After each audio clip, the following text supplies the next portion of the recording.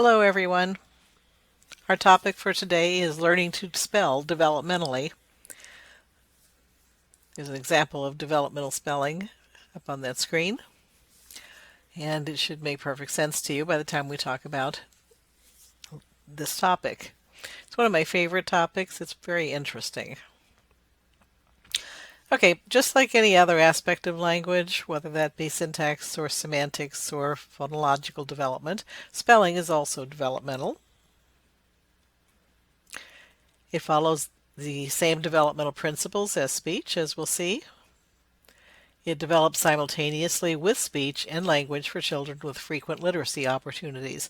So you see evidence of developmental spelling very, very young. It progresses through predictable developmental sequences, just like any other language behavior. And the errors parallel those of phonological process errors of articulation. We know a lot about developmental spelling because of a speech scientist named Charles Reed. He did a landmark study in 1975 where he was really interested in what children knew about speech perception, or what they could tell about the sounds of speech. So he found precocious spellers, or children who were beginning to invent their own spellings. They hadn't been tutored in spelling yet, but they were beginning to put down letters of the alphabet to represent the sounds that they heard. So these were 30, obviously, advanced preschoolers. They were able to identify and name the letters of the alphabet and to relate the letter names to the sounds of words. So they had essentially phonemic awareness. And he found consistent patterns of invented spelling across children for the same words. So they were wrong spellings, but they were consistent across children. So that was pretty fascinating to him. It's like, why are these children spelling the same incorrect spellings for the same words? So they all showed awareness of speech production. He said that he was right to predict that they would be able to become aware of their own speech production, and indeed it did show up in their spelling. And he also showed awareness of the features of speech sounds. So here are some of the examples from Reed's initial work. FES. What do you think that says?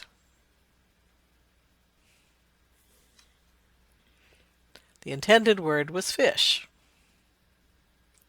So they used the closest letter sound to represent the intended sound if the phoneme didn't have its own letter. So they could perceive the sh sound, but they didn't know how to do digraphs like sh, and so basically they used the letter of the alphabet that came closest. They're both voiceless, they're both continuants.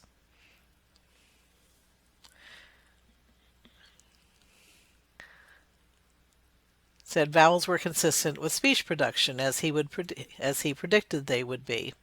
We'll look at this on a diagram in a second, but basically the I sound is a high vowel. The E sound is a high front vowel, E, and if you drop your tongue to a little bit of a lax position, just about the same, E, I, E, I, E, I. So the next sound that you hit on the continuum from high front vowels down to low front vowels, the next sound that you hit would be the I sound, E, I. So those are tense and lax pairs. And so children showed amazing speech perception because they would represent that I sound with the letter E because it was in the same position as the tense E sound. So, what does this one say?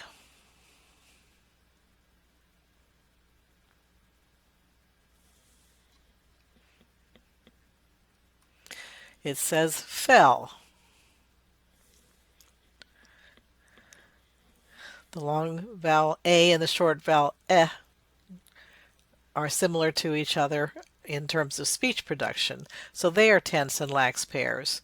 And so the child would represent both of them with that letter A because they're next to each other.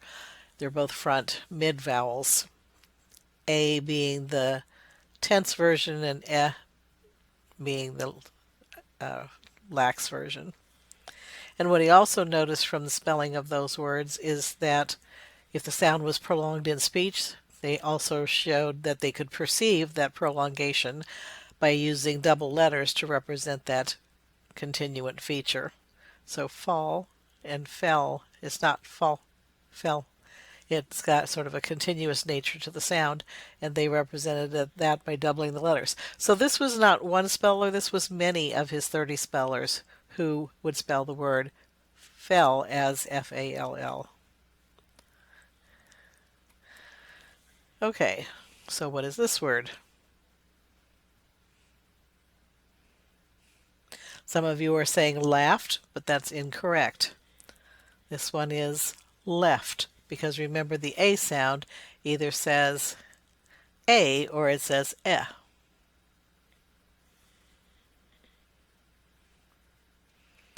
And this is the spelling for good. Okay, this is the vowel chart I was telling you about. If you look at the very top where it says beat, that's when your tongue is in the front and it's in the high tense position. Bit is the vowel immediately below it in the lax position. Then that long A sound, as in vacation, is in the mid position front. And then the sound is the lax pair to that. The sound is a low front sound, and then the sound, as in sound as in God, is basically at the bottom of that front continuum. And then you're going to see the oohs, oot, ooh, oh, ah, and other. Okay, so you're going to see those sounds in the back. And children could perceive those differences and would represent them in their spelling. Children would also represent an I sound as an I and an E, because when you do that long I vowel, that is a glide. So it starts clear at the bottom with the ah sound, I, and your tongue glides from the bottom of your mouth to the top of your mouth to produce that. And children would represent that as an I and an E in their spelling. Okay, here's some more. What's that first word?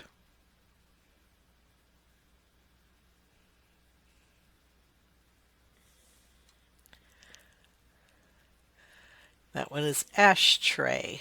Ashtray. So we've already talked about the SH. They use the S sound to represent the sh sound because it's the only letter they have. They also would use a CH, okay, to represent that tray sound, that blended tray sound, because it sounds like an affricate when you say it, tray, tray. So some of you, and you are going to have kids who are going to be spelling things like train, CHRAN, okay, because of that affrication when there's a blend that moves into the R position, tray. So what's the next one?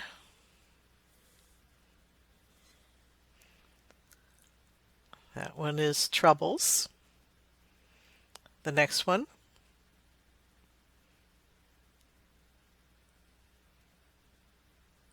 that one is try, and that's an example of that IE to represent the I sound we were talking about. What's the next one? Country. They're representing some of the lip rounding on country. And the last one on that left-hand side,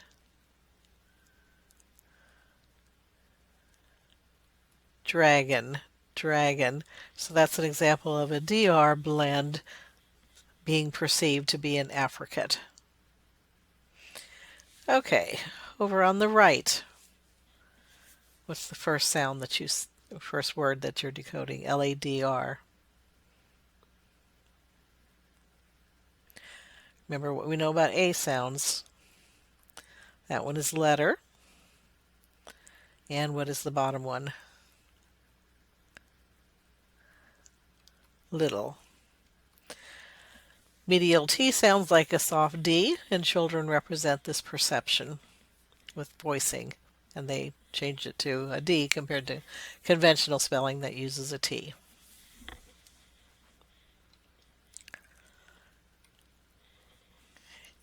Finally, another interesting thing that they did was omitted nasals.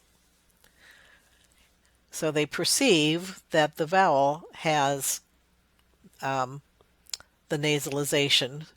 So when you look at the spelling of monster, Monster, the N and the S are in the same position. They're both alveolar sounds. The voicing of the N is on the O, and so they perceive that not only the voicing, but also that glide up to that S position is carried by the vowel. And when you look at a spectrograph, it really is a transition and not its own separate letter. So they hear it, but they don't put in or see the need for the N. The same thing with number. B is a bilabial and M is a bilabial. So again, they hear it, but they don't perceive the need or don't see the need to put the M in there because the nasalization is carried by the vowel. And then the same with and.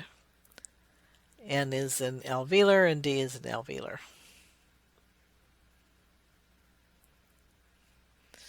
So if you look at the diagram down below, you'll see that the features are captured by the surrounding sounds. So, Reed's conclusions, and I'm sure you can already predict what he's going to say. Learning to spell is not a matter of memorizing words, but rather it's a developmental process.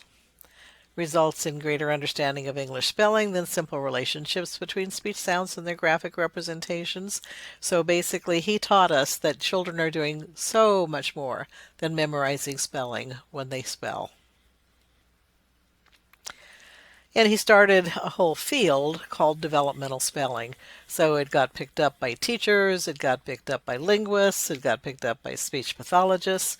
And so Charles Reed is famous all over the world for being the father of developmental spelling, even though he was a speech scientist who had no interest in spelling as a theoretical area, but has become famous for it and has conducted many studies since that time. All right, so if the vowel system is not phonetic, we don't spell phonetically, but rather we perceive phonetically, but that doesn't fit our spelling system, then where do we get our spelling of vowels? And Carol Chomsky in 1976 gave us another insight into this process. So she says adult spelling isn't phonemic like children's, but rather morphophonemic. And the spelling is based on root words. She said it's logical to leave our spelling and base it on root words when you add morphemes to it, because the root word stays the same. You can see the root word.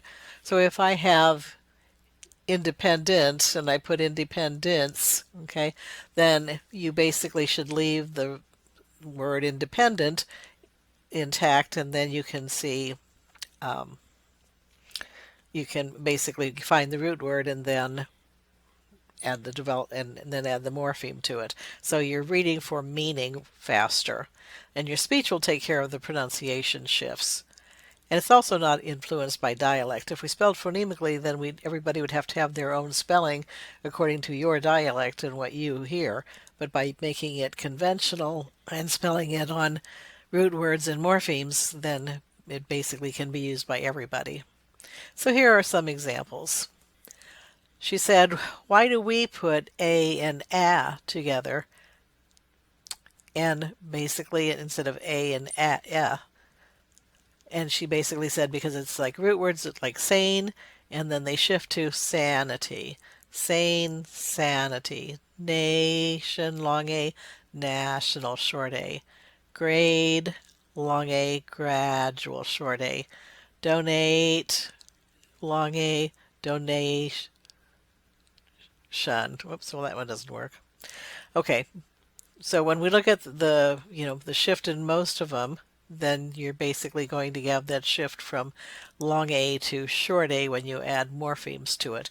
And you keep the spelling the same. Grade and gradual look like each other. Nation and national look like each other. Sane and sanity look like each other, except for dropping the E and changing it to I. That spelling rule. But basically, you can see the root words in those words, and your speech takes care of the short vowel pronunciation shift.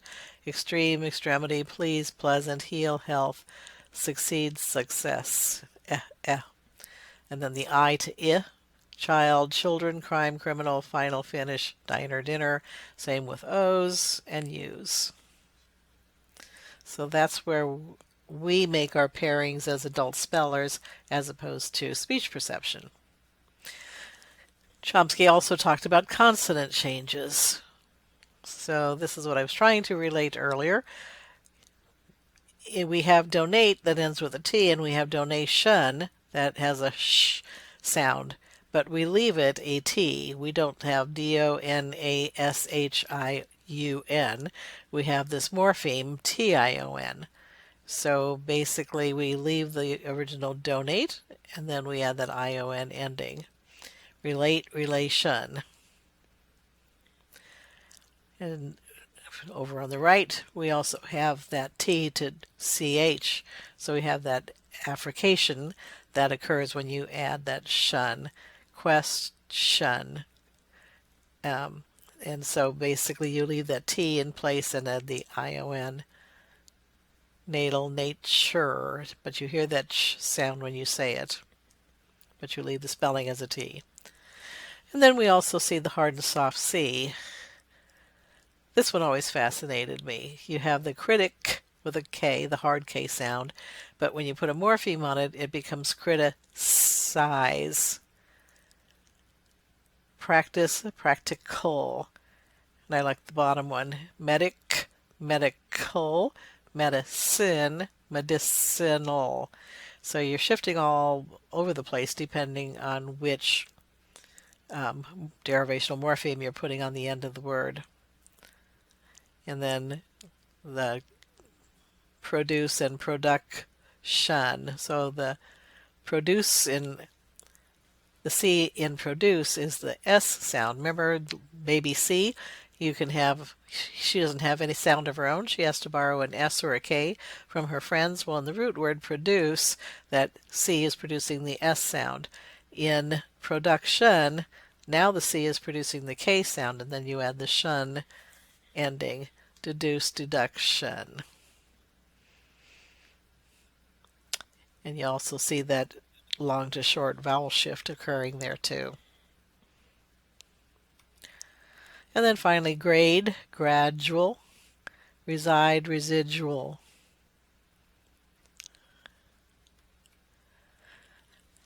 Words that don't follow this pattern are irregular. And I actually saw this in a newspaper article the other day. Somebody had spelled spatial, S-P-A-C-I-A-L. And that makes sense. It should stay with the C, but it doesn't. It changes to S-P-A-T-I-A-L, spatial. Repeat and repetition. Repeat should be spelled R-E-P-E-T-E in order for repetition to work. They should follow the same spelling pattern, but they don't. The root word looks different than the actual derived word. Proceed, procedure is another one. Sentence, sentential. Choose, chose, speak, and speech. Those are root words that look different than their derivational partners. Okay, well, the next person to take the stage was Richard Gentry. Richard Gentry is an educator, and he himself is a dyslexic, so has a horrible time spelling, was always fascinated by spelling, and so he decided to study it. So he built on Reed's research, and he describes 5 stages: pre-communicative, semiphonic, or semiphonetic rather, phonetic, transitional, and conventional. They occur from preschool through early elementary grades and beyond.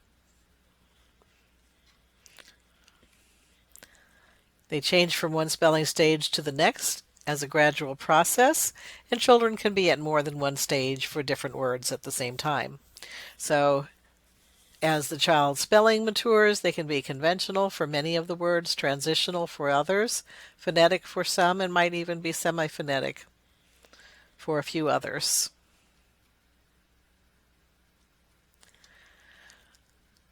More difficult words will have characteristics from earlier stages.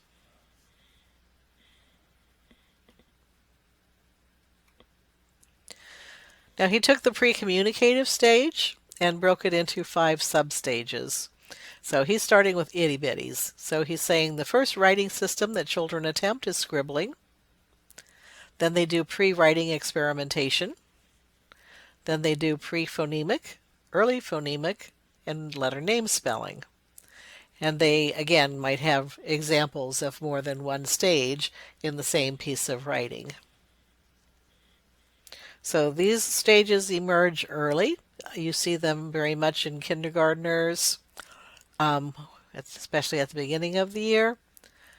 If they, well, you see some of the things like early phonemic and letter name once they start to understand the alphabet principle. So let's kind of look at these stages. Pre-communicative substage 1, early scribbling, and that's an example of early scribbling in the right-hand corner. This is when children make marks for the enjoyment of the action, scribbling and marking. Cami Atkins did a study where she gave pencils that had lead versus pencils with a rubber tip to 18-month-olds, and then recorded the amount of time that they spent playing with the toy, and they spent much more time playing with the little pencil that actually had lead in it. So once they could leave marks on the page, they were fascinated, and they kept making marks everywhere they were, which is really typical of your kids when you find yourself erasing crayon off of walls and floors and every place else. So scribbling is a joyful thing. You do an action and you get some sort of visual consequence. There's no attempt to write or spell at this stage, no understanding of the principles of writing or spelling, no intended content, so they're not trying to make it say something, no intended form or function. So, intervention if you've got a scribbler.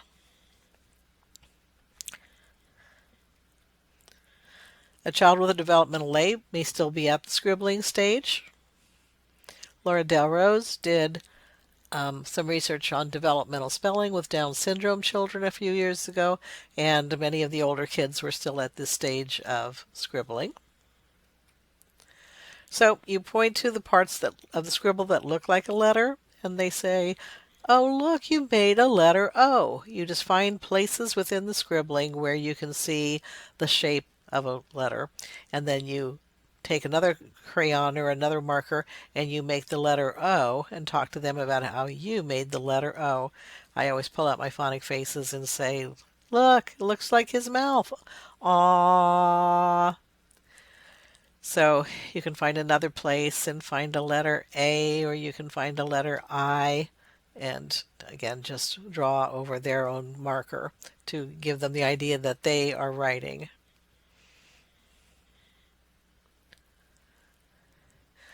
Piaget calls that fortuitous scribbling, when you're actually just scribbling and then all of a sudden you see something in your scribble and then you say, "Oh, I made a rabbit," or "I made a puppy." And actually you weren't trying to draw a puppy or anything else after you've drawn. It's like the clouds. You look at the clouds and they weren't trying to make something, but you look at them and you go, "Oh, look, there's a train in the clouds. Oh, look, there's, a kite up in the clouds." So you see something that's accidentally or fortuitously there and you give it a name, and then it starts to have more meaning. Okay, the next substage is pre-writing experimentation. So again, look at the diagram on the right, especially at the bottom. They attempt to produce writing in imitation of what adults do. They draw a picture, but then they add lines and circles to represent writing that are separate and different from the picture. So they've all of a sudden discovered this notion that people are writing, and it's not the black marks that are part of the drawings, but rather some additional marks that are just for writing. They have no object permanence, and words change with each reading. When my niece was little, she came up to my brother. She had a little Christmas card that she wrote, and she said, "Daddy, I wrote this just for you. Thank you for my Christmas present." And then my mom would walk in the room. She'd go, "Granny, I wrote this just for you. Your house is very pretty at Christmas." And then she'd run up to my sister and, "Aunt Debbie, wrote this just for you. I liked your brownies." So it had no object permanence. The word changed with each meaning, but she understood that she was writing messages to people. So you see emerging content, form, and function. Content being that they say that it says something. Form, they're starting to make things look like approximations of letters of the alphabet. And function, that writing is something that you can read to other people. All right, so intervention. Point to the child's spelling and read the words. This says, "I throw a ball." So you point to the words that the child wrote and you say, "I throw a ball." Then you point to the first mark and say, "This looks like the letter B in ball." So that little red, funny little shape looks like it could be a line with an approximation of a circle starting. And you write a letter B. I would show them the phonic face B. The line tells you to stop the sound with your lips, and the circle tells you to bounce your bottom lip and make the B sound. So you're showing them how in their shape there's a line and a circle. My mouth makes the B sound when I say ball. Then you help the child write the letter and perhaps go on to the next letter. All right, communicative substage 3, pre-phonemic. Here, symbols from the alphabet are used along with letters, lines, and other kinds of symbols. So they are different from pictures. These are things that children have seen others use, seen them in the environment. They might be dollar signs, they might be asterisks. Okay, so anything that they associate to be print. No knowledge of letter sound correspondences, no knowledge of syllable shapes. They're just writing strings of random letters and numbers. These are all lined up nicely at the bottom of the page, but they can be up and down the page. They can be anywhere. This is when the child lacks knowledge of the entire alphabet, although they might know the letters in their name. No distinction between upper and lowercase letters. Left to right direction of English orthography is not established. So again, they can be randomly all over the page. So when kids are at this stage, I would use phonic faces to teach the letter names and the letter sounds. Other alphabets require the child to have phonemic awareness, as we're talking about. So I like to use the phonic faces because they just have to put their mouth in the position of the faces, and they make that quicker association that letters represent speech. And then basically we start to just use sounding out kinds of things. Let's write the word dog.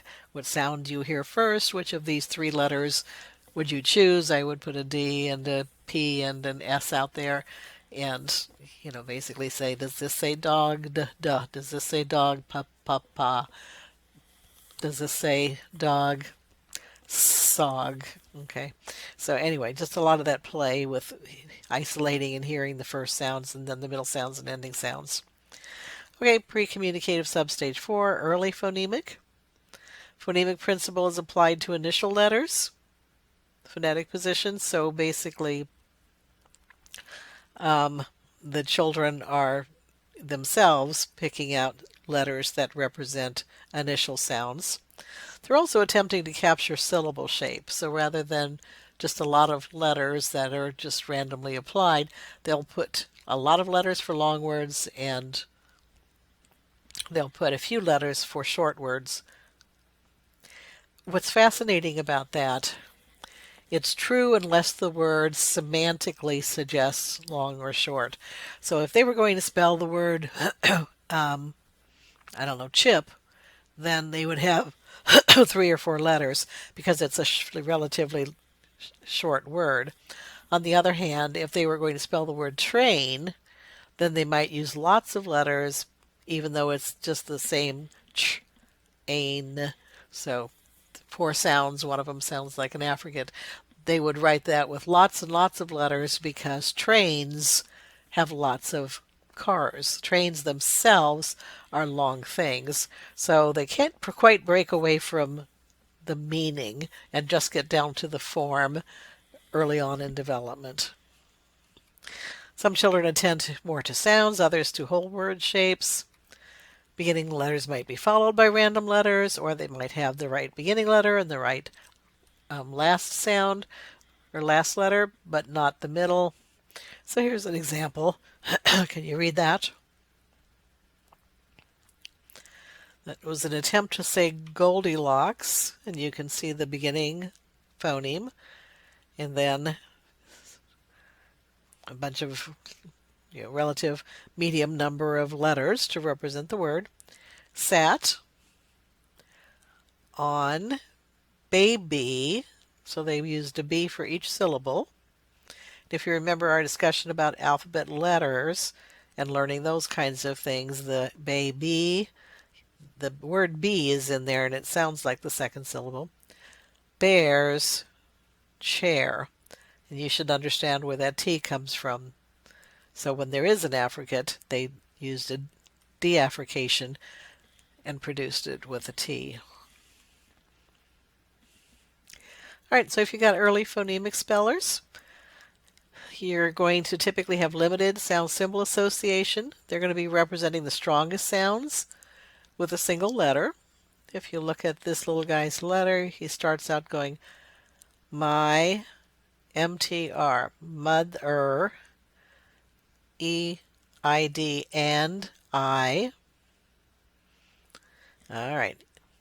Incomplete knowledge of the alphabet. No syllables are represented with vowels. So very few vowels are used in the syllables. Intervention. Work on phonemic awareness, rhyming pairs, beginning consonants, short vowels within word families. So start working on word families. Full knowledge of the alphabet. And two of the visual techniques that I use are like spuzzles for teaching rhyming.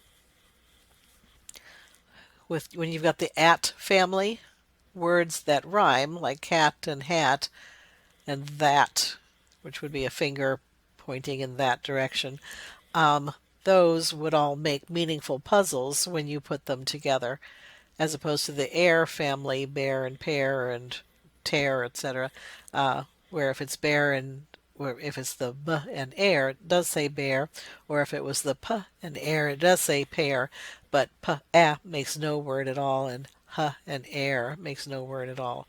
So those are not word families. So that's a nice visual way of teaching word families. And of course, we use phonic faces all the time to teach word families.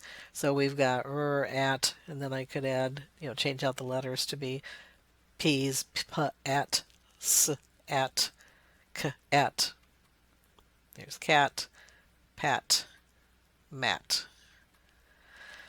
And I like to use visuals again because it supports what we're talking about.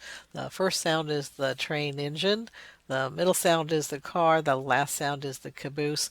And kids can visually see what I'm talking about when I talk about the sound at the beginning, the sound in the middle, the sound at the end. They can see when I talk about a word family, okay, I'm going to leave these the middle letter and the last letter the same. I'm going to leave them on the train, and we're going to see what other words are in the family. So let's start changing this to mat, and now a P, pat, and now a C, cat, and now a F, fat, etc. So whenever you've got these very difficult auditory concepts, visualizing them helps. Pan. Okay, and always relating your spelling to speech production. Providing feedback for the correct spelling. Your spelling tells my mouth to say bat, but you need my mouth to say bit. How would you change the word to spell bit? B-at. That baby doesn't belong there. We want to say bit. So which baby would I put there if we wanted to say bit? Okay, and then finally pre-communicative substage 5, letter name. Letter name is usually found with other patterns of spelling. There's very rarely a sentence or something written with just letter names, but it's used, quite a bit, interspersed in developmental spelling of passages. So the letter name is used to spell the whole syllables. If I had a name like Peter, then I would just have to use the letter P because the letter name already says consonant vowel P. Or if I wanted to write elephant, I wouldn't need to write EL because the letter name L already has a vowel attached to it.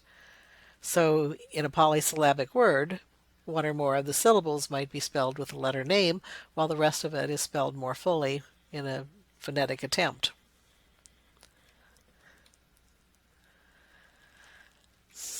There's elephant, which is actually all of the syllables in the word, and people.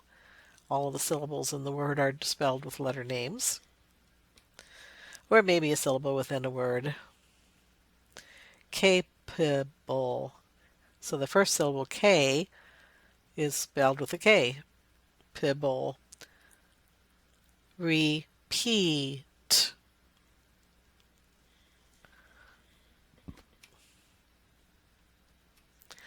All right, semiphonetic stages, or the semiphonetic stage.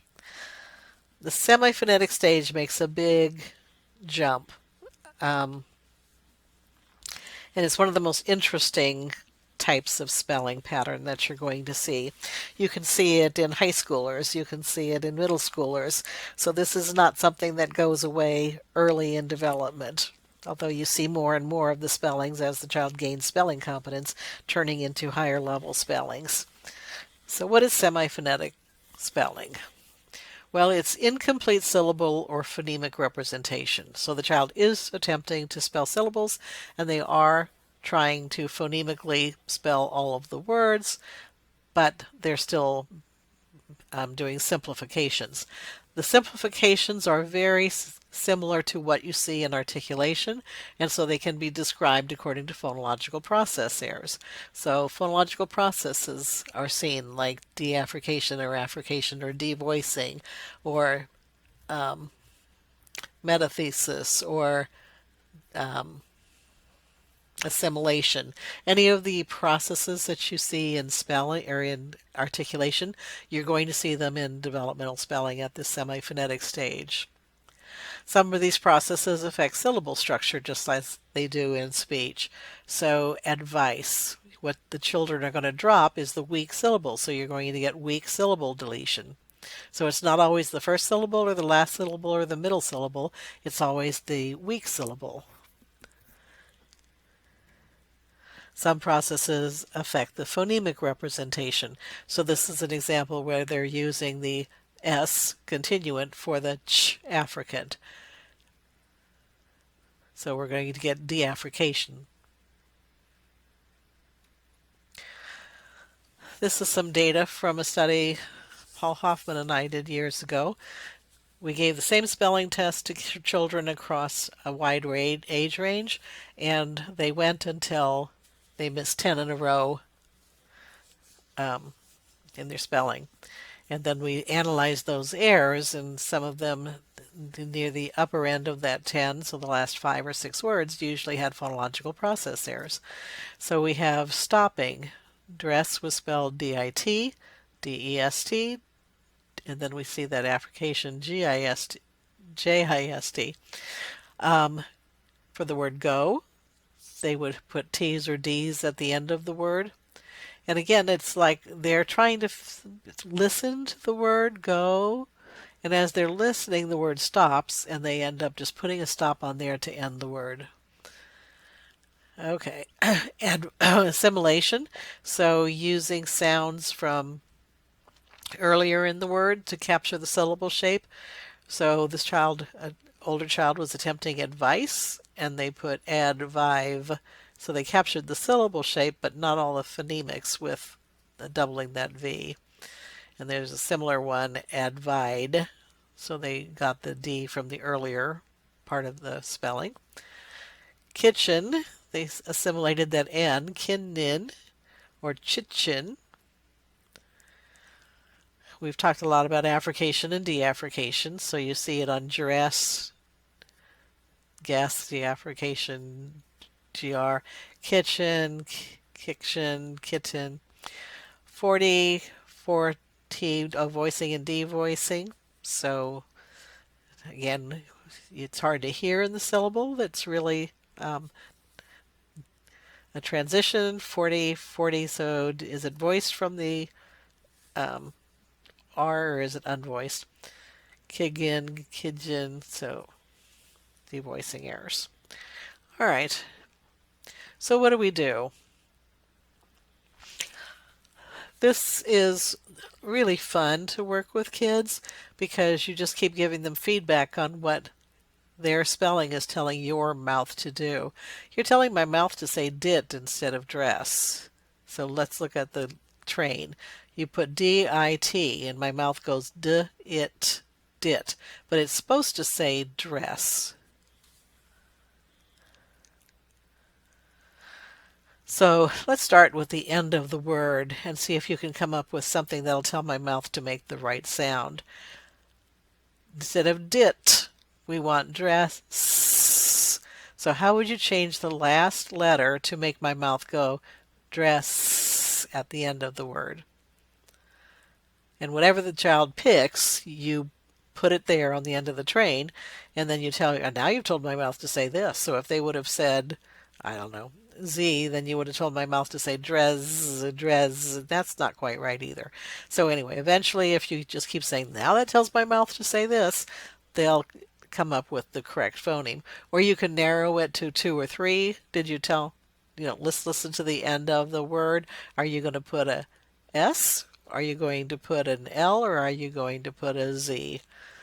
And then when it's narrowed from all the possible letters on the alphabet, it's narrowed to about 3 of them, and they can try and see which one makes their mouth say dress at the end, which of course should be the S sound. Okay, then we can go back and we can start working at the beginning. Listen to the beginning of my word. My tongue makes 2 sounds blended together. It doesn't say des, des. It says duress, duress, duress. So we're going to have to put 2 sounds on that engine, on that train engine. Can you hear the other sound? And again, whatever they say, you put it on there and tell them that now you've made my mouth say this. Now you've made my mouth say that. So I'm going to move my D over a little bit and put on the R. Dura, dress. But now you've told my mouth to say dress, dress, instead of dress, dress. So I must have to have a different vowel. So remember, I says I like I don't like carrots, I. Now I need something like the sound. So which baby makes the dress, dress?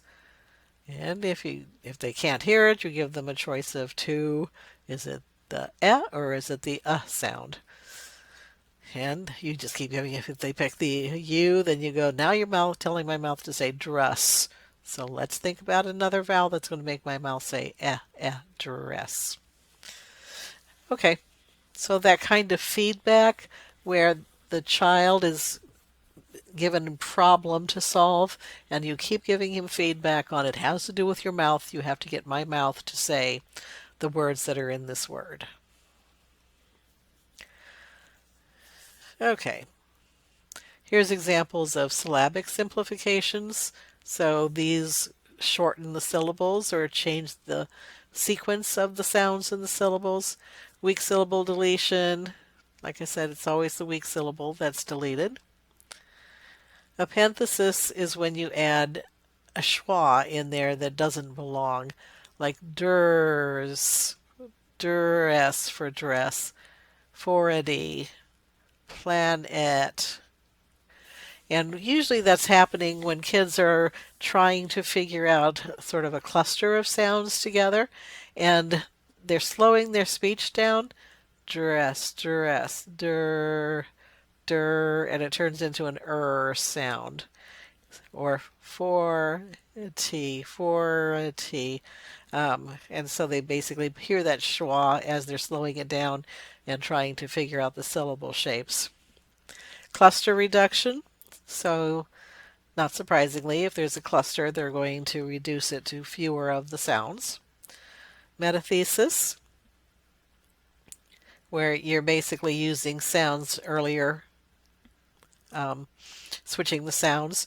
Oh, this one is cute to watch because when you're spelling when you're developing phonology, the first thing that you develop is the first sound, the next thing that you develop is the last sound, and then you develop the middle. So you see it in their spelling too. So for the word kitchen, they'll start out and put the K for kitchen and even the I, and then they listen for the last sound, N, and then they start listening for the middle sound, and so you start seeing them putting other letters just tacked on to the end of the word. It's really cute. Final consonant deletion. So instead of and, they stop after the AN, him, they put an HE. And then reduplication is another interesting one. Success. So they're trying to capture the syllable, but they just reduplicate their first syllable. And again, these were older spellers, and these were not children with spelling disabilities. These were just typically developing kids. Explan. So they know there's a second syllable. They just can't hear it, so they just reduplicate the one they've got. So how do we work with a lot of these syllables? You learn to hear and feel a syllable. The syllable occurs each time your jaw moves. Nature, your jaw moves twice. 2 syllables. Number, your jaw moves twice. Hold the word to feel the syllable. Now let's do the first syllable. Numb. All of the sounds in my jaw movement have to be represented in my spelling. So all of the bad spellers that I know do not spell by syllables. They try to spell the whole word from memory. And you're sitting there going, no, now listen, I want you to spell syllable by syllable. I don't want you to spell the whole word. And they just almost can't resist spelling that whole word.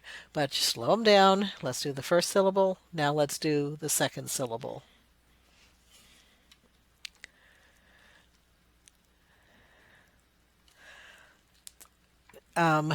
This especially works to spell words that have phonetically regular or predictable spellings.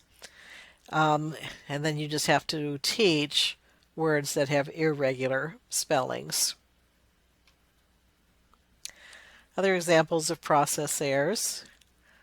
Cluster reduction of M, N, R, and L in syllable final occurs because children consider nasality to be qualities of vowel. So that's Charles Reed. It wasn't just the M's and the N's, but also R's and L's. They think are qualities of that nasalization and liquidification of those R's and L's. They think that's part of the vowel and not a separate letter. So you have to teach them to represent those letters. More likely to omit the second consonant of initial blends. So that's cluster reduction. Consonants after S in blends are perceived to be voiced because of the vowel.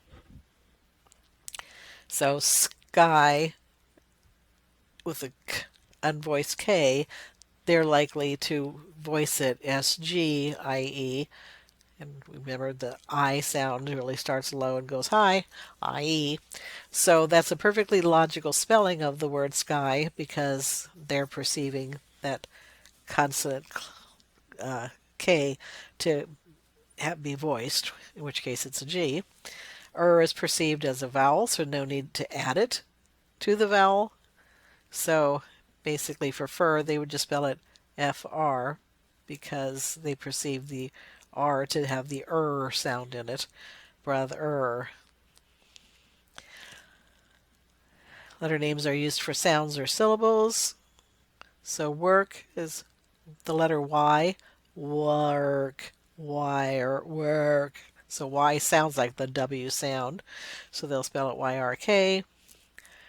Seeds. There's no need for any more vowels in there because the E makes the long E sound.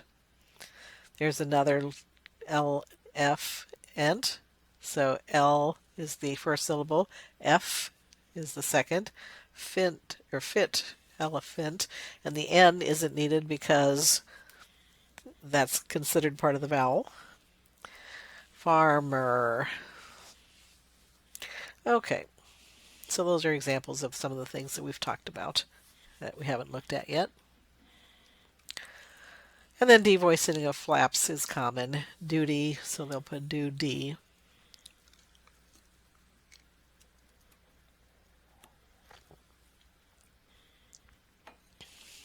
This is some interesting data from one of our intervention studies. You can see the changes in kids' spelling, even though it's still wrong, going in the right direction according to the phonological process errors that they're producing. So the first three were from the same little guy who was basically just an early phonemic speller. And so he had the word will, he had the wa, and then he just used some assimilation, and he really wasn't representing the syllable shapes at all.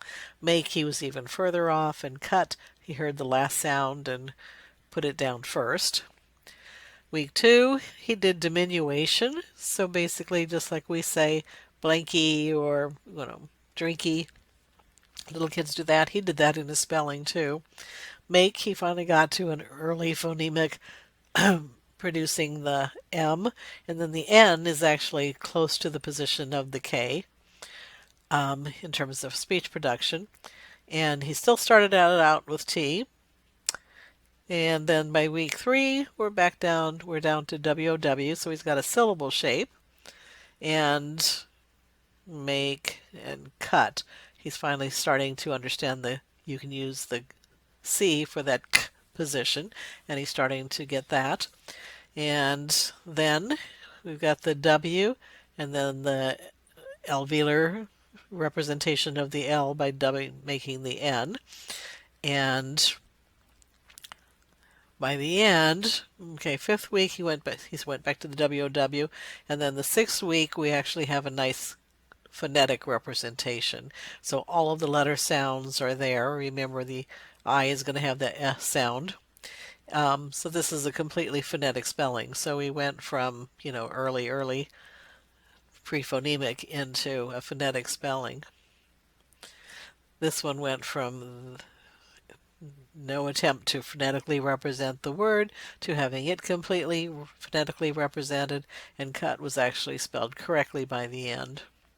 So all we did was keep giving him all that feedback. Now you're making my mouth do this. You have to make my mouth say t at the end. What sound are you going to use at the end? You have to have something in the middle that tells my mouth to say Which of the babies says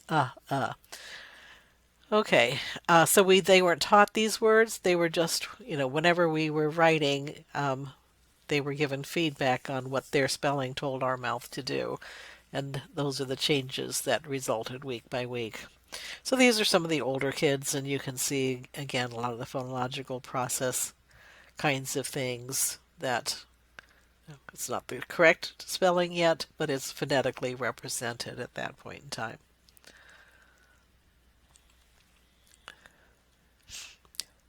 The phonetic stage. In this stage, all phonemes and syllables are represented. So now we've got a truly phonetic representation. Everything is represented. It's just not conventional. So you can read it and easily understand what they're trying to say. As a matter of fact, until Webster came along, everybody had their own spelling system. And so there was a lot of phonetic spelling in the letters that were exchanged by adults. But his mission in life was to make spelling conventional so everybody would have the same spelling system. Human for human, order for order, edge for edge, purchase, and for purchase. So they all have everything represented. They all have phonetic representations of all the syllable shapes. They're just obviously missing the conventions. So they represent most sounds but lack conventional. They use single vowels for long and short vowels. They omit most silent letters, and morphology is spelled phonetically, so they don't have any of the phonetic spelling. So this one says, I booby tripped my dad. I blast on the tub and again we don't need the N and the AD because that they think that nasalization is carried by the vowel. Turned, they don't need the E or the U R because the sound of the R carries the vowel. Turned the shower head. Then, so we've got like a D-A-N, den. My dad turned it on. He get sprayed. Okay, so nearly every word is phonetically complete. It has the right number of sounds. The sounds are easily discernible. You can see the developmental spelling patterns that we've talked about in those phonetic spellings. So intervention, you now start to have to teach the spelling rules more intensively. Short baby vowels can stay as long as the consonant kids are on either side, but if you want a long syllable, so the kids would now have to learn the difference between long and short vowels. They would have to start learning morphemes. So you can't just write a D. If you mean turned, you have to use the ED. So you're going to teach them those kinds of conventions, which moves them into transitional spelling. So they're starting to use the conventions, but not always in the right place. They apply an incorrect principle to a word, moving from a dependence on phonology or sound to a reliance on visual representation. Shows an understanding of the structure of words. Eagle, hiked. So you can see that GH, they've learned somewhere that IGH makes the long I sound. And then they learned that the silent E makes it the long I sound. So they threw everything in there to try to make that long I sound. Reach, so why is it EE? Why is it EA instead of EE? Because Webster said so, basically. There's no way to know it except to know it. So you have to now start understanding and remembering things as a sight word and spelling according to what the word looks like. Nature, that was Carol Chomsky's teaching that basically that sounds like an affricate, but you have to understand the morpheme, T-U-R-E. So school tutors you in terms of morphemes, what they mean, and how to spell them and how to add them to words. So during the transitional stage, you're using some of the things that you've learned, like silent E's, etc., but you don't know all of the principles that apply to words. Okay, lots of attempting of consonant blends, attempting to use long vowel patterns, but confuse long vowel patterns. This summer I like to eat ice cream, so we've got two vowels, EA, and we've got a silent E. I love ice cream. It's my favorite. So again, some of the conventions, like a silent E on that word, are missing. And then TOW for two. So the child knows that the number 2 has to have a W in it. So we have an application of a 2 the use of a W in the word to um, in this example as well.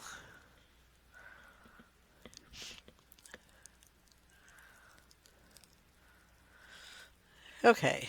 Um, Correctly spelled most single syllable, short and high vowel words and high frequency words make errors at syllable juncture points and in unaccented syllables. Many spellings are phonetic but unconventional. So, what's the conventional stage then? The conventional stage, you know the English orthographic system, its basic rules. You understand how to deal with prefixes and suffixes. You know patterns such as silent consonants, alternative spellings, irregular spellings. You have a large number of learned words accumulated that you just know how to spell them. And you recognize incorrect forms of misspelled words.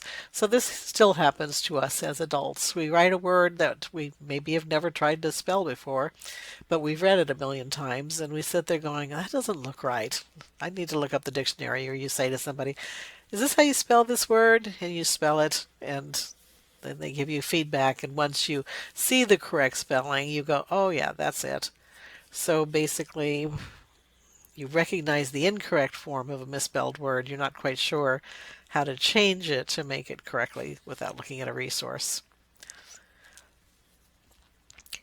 Um, and you start to really see the patterns of spelling in word families and words that are derived from Latin or Greek words, etc. So you have a whole bunch of knowledge about spelling.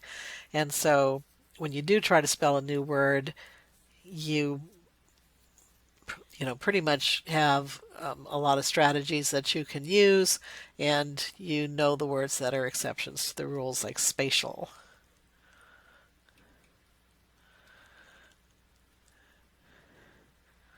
So again, here's a nice paper from an older child. I have just completed part 2 and wanted to know something. Why did Grayson die? Um, Marion has said 4 families at the end of the book. Will he have had 3 more? Etc., etc. So anyway, they make errors on only the low frequency multisyllabic words generally, or irregularly spelled words, or words derived from Latin and Greek forms, and perhaps on derivational morphemes. So what do we think about, so that's conventional spelling, where the kids are just essentially adult spellers, and as they acquire new vocabulary words, as they try to spell them, you might see examples of semi-phonetic or phonetic spellings reappear until they learn the conventional spelling. So semi-phonetic spellings can be something that even you might produce if you're trying to write some word that has to do with speech pathology and you haven't seen it spelled before or haven't committed the spelling to memory. All right, kids with language disorders and spelling disabilities. So, what would you predict about their spelling? Well, given that they have difficulty with phonemic awareness, they might have had phonological process errors in their own articulation development. They have smaller reading vocabularies. They have smaller oral vocabularies. They have more difficulty with derivational morphemes. It's not unpredictable or not surprising that they often have great difficulty with spelling. They have fewer phonetic spelling errors and use more semi-phonetic or early phonemic even in advanced grades. So they're not even doing as good a job of phonetically spelling words, let alone conventionally spelling words. Their adult spelling or their upper grade level spelling is similar to fourth graders, so they seem to plateau at about a fourth grade level. Less likely to have knowledge of morphology and what happens to spelling of sounds when you're actually spelling morphemes. So that's an example of skipped is still spelled phonetically rather than recognizing that you have to use the ed morpheme, and then if it's a short vowel you have to double the consonant before you add the ed marker. Less likely to use word families to generate spellings of syllable patterns, so they don't recognize teach and reach as having the same word family. So if they know how to spell teach, they don't use that knowledge to spell reach or preach or Any other word?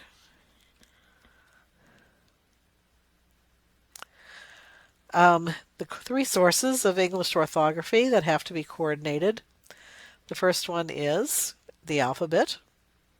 So you do have to have knowledge of the alphabet letter sound associations that we've talked a lot about in this class.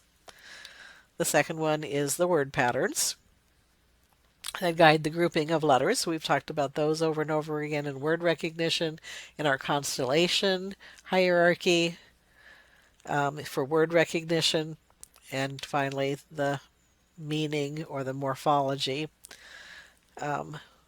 where some of the root word is basically going to be spelled according to patterns and alphabetic principles, but the prefixes and suffixes are going to be spelled according to their meaning. So they're going to have pretty much the same spelling no matter what the other parts of the words look like. Okay, orthographic knowledge.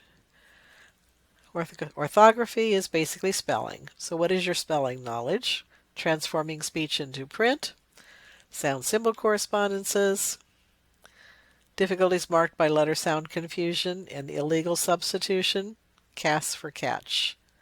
That S is an illegal substitution for that ch sound. Spelling requires knowledge of patterns that govern spelling with root base words, so Carol Chomsky showing us what happens when you change by the root word by adding a morpheme to it.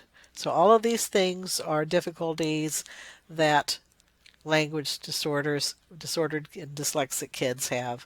So they have difficulty transforming speech to print. They have difficulty sound symbol correspondences. They have difficulty with confusions and make illegal kinds of substitutions.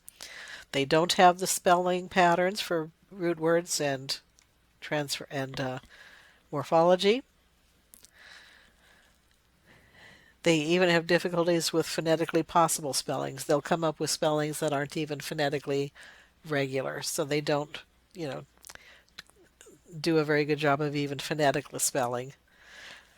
They also use, violate patterns, RAN for rain, LADER for ladder, so they don't catch on to double vowel rules when to double the consonants so that the baby stays between two kids.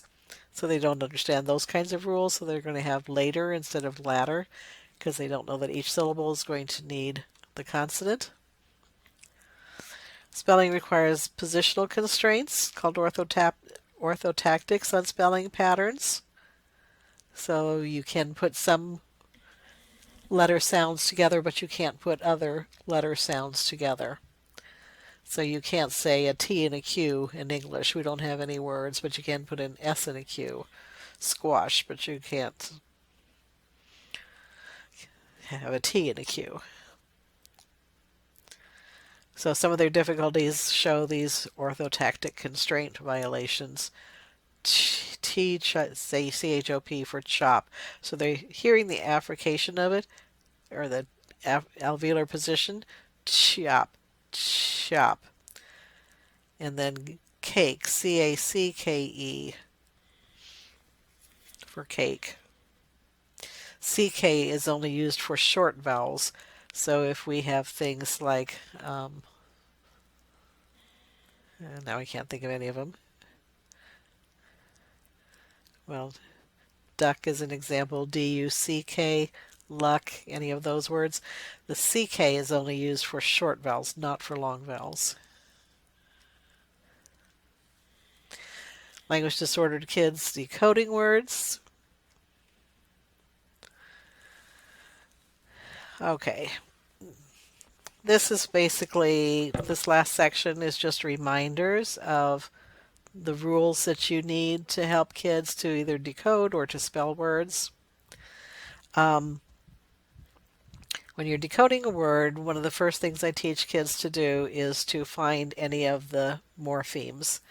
And so this helps them to start to spot morphemes as opposed to phonemes. So when you're decoding a word, Some of it is going to be phoneme decoding, some of it is going to be morpheme recognition. So if you've got a word like fixing, do you see anything in the word that, means it's happening right now? Well, let's take that off. Do you see anything in the second word that tells you what time it happened? ED marker, let's take that off. Do you see something in the other word that tells you how it happened? LY. Okay, so now we've differentiated the morpheme from the phonemes. And then you can start decoding the phonemes. Now we've got the root word fix. How would we spell the root word fix? And they might say F-I-C-K-S, which would be a legitimate spelling, and then you're going to have to go back. Do you know of a letter that can make that X sound? Just one letter instead of CKS. So anyway, first thing that we do for either spelling or for decoding is to help the kids recognize when there's a morpheme in the word. Then you go into, if we're decoding, identify each vowel or vowel combination and underline it. So what are the vowels, everybody? A, E, I, O, U, and sometimes Y. I use manual sign spelling. They like that. A, E, I, O, U, and sometimes Y. Okay, so do we see any vowels in the word? If the two vowels are together, just underline them one time. Okay. Remind the student that each syllable must contain a vowel, but only one vowel sound. So in the word steady, there's two vowel sounds, three vowels, but two of them go together. So that means we're going to have two syllables. Grab your jaws and let's go steady. Okay.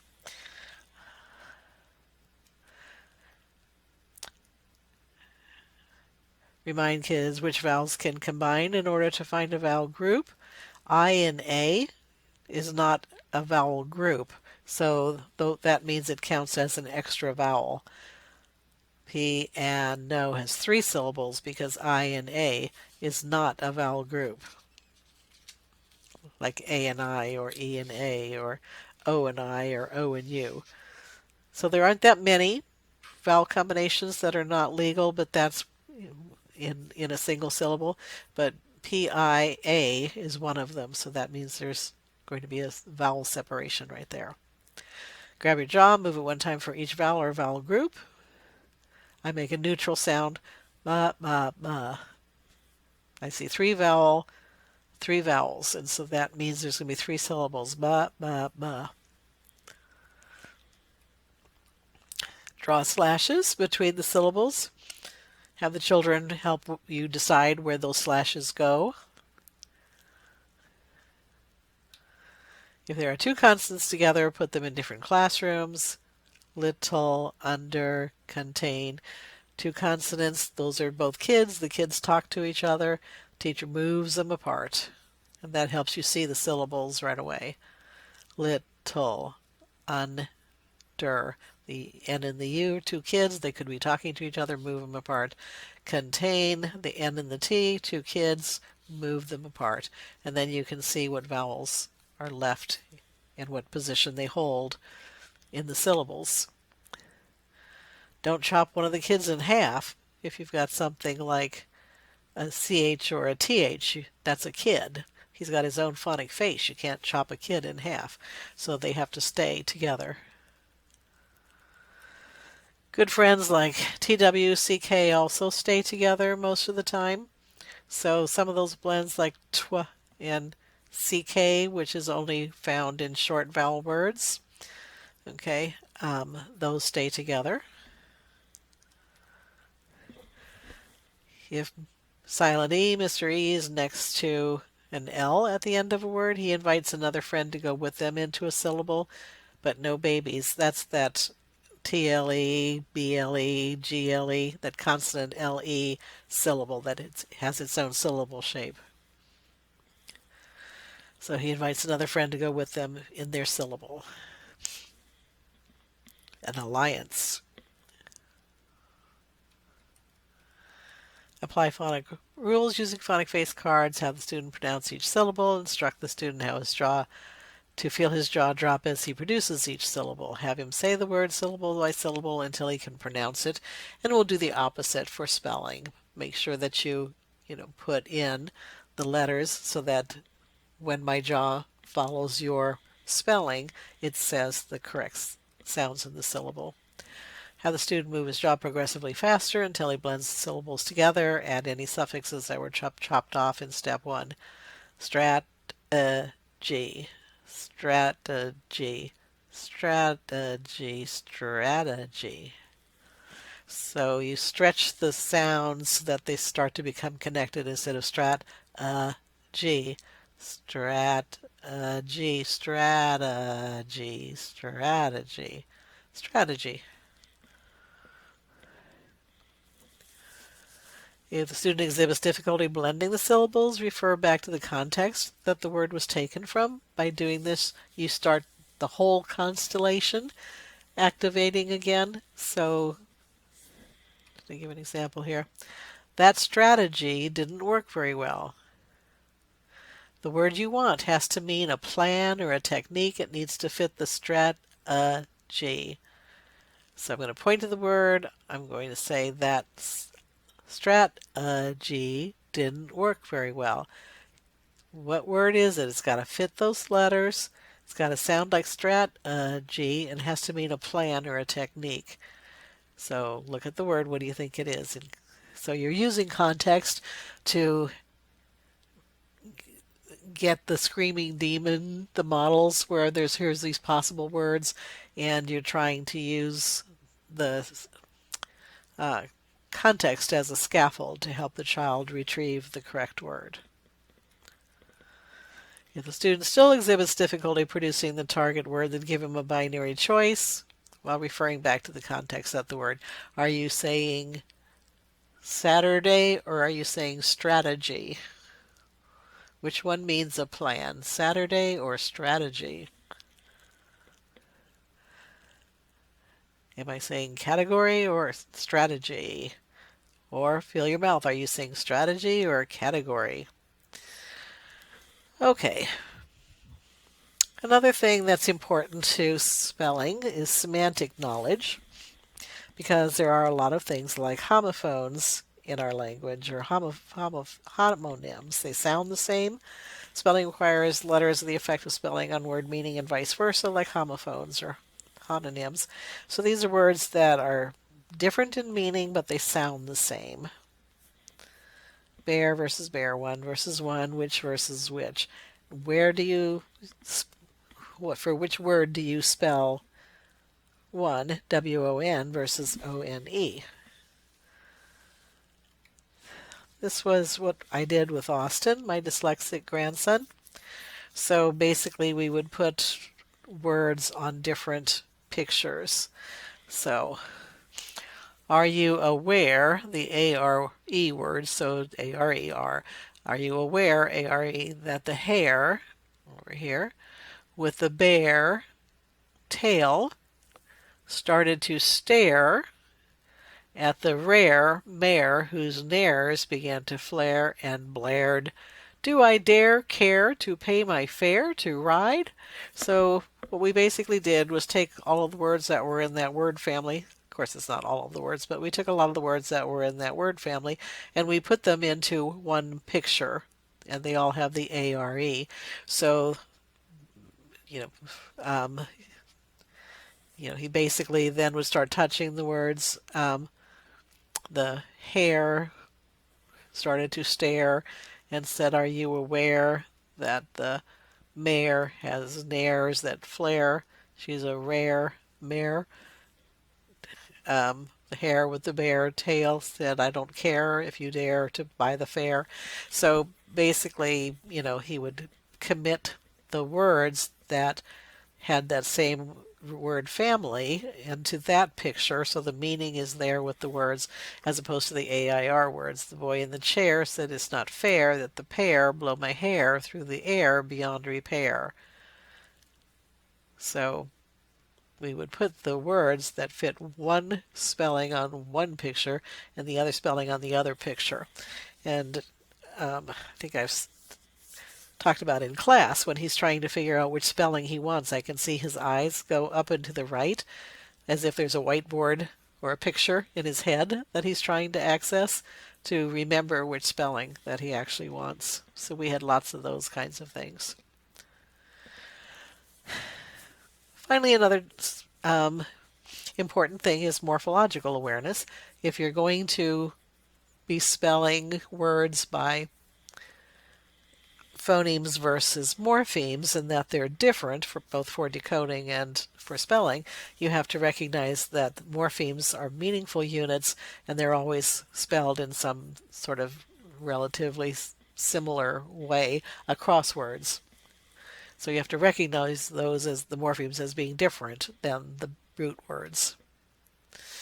Okay, so they call morphological awareness just like phonological awareness, but morphological awareness is the ability to be conscious and manipulate the morphological units of a language. What's a root word and what's a morpheme? And they can be inflectional morphemes or derivational morphemes. Remember the inflectional morphemes? There's only 5 or 6 of them. Plurals, possessive, present tense, past tense, present progressive, aspect, comparatives and superlatives. I think there's 8 in total. That's all I can remember at the moment. The rest are all derivational morphemes. Inflectional morphemes do not change the grammatical class of the word. If you're a noun, dog, and I add a morpheme, plural, dogs, it's still a noun. Possessive, the dog's bone, it's still a noun. The verb, ran, or no, I'm sorry, the verb, jump, if I put an S on it, jumps, it's still a verb. Jumped, it's still a verb. ing is still a verb. So basically those are the um, inflectional types. The derivational ones change words from nouns to verbs to adjectives to adverbs, etc. by adding ly or ent or ence or tion. So instead of having to invent new vocabulary words, we just add a derivational morpheme and we can leave the root word the same or the base word the same and then change the word's forms.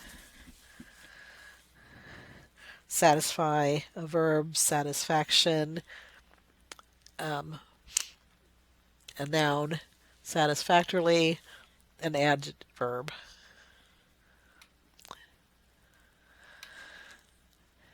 Okay.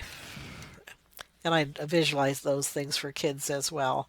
So the inflectional ones just show the sound changes and the meaning that they add, as opposed to the derivational ones that change the actual grammatical class. So kids have to learn those for spelling as well. All right, so that about wraps up our discussion of developmental spelling. It's a long, long process, but we can do a lot to help a child move through stages, especially if they're behind their peers, and catch up by giving them lots of feedback on what a syllable is, how to hear syllables in words, that every syllable has to have a vowel, that you have to look at the morphemes and spell those different than the way that you spell the root word, that you have to use phonemic awareness to, figure out what's the first sound your mouth is making, the middle sound, the last sound. You have to teach them patterns like IGH, and I call those like the German letters, those silly German letters. They come in and they make a long vowel, or sometimes they're silent. You never can trust them. So anyway, it's basically just teaching them little strategies that they can use to both decode and to spell words. Recognize where they are developmentally and use the appropriate feedback to help them move to the next stage of development. Okay, thank you.